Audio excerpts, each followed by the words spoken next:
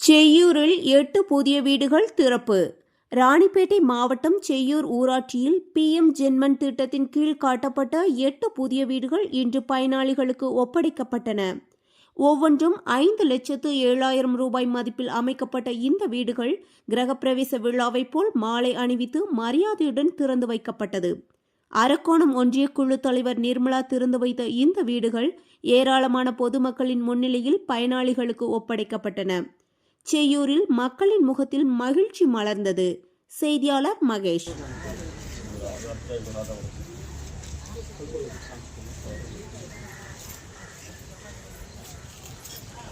महावहजातवेदो लक्ष्मीमणपकामिनीं स्वाहा आध्यायनाय विद्महे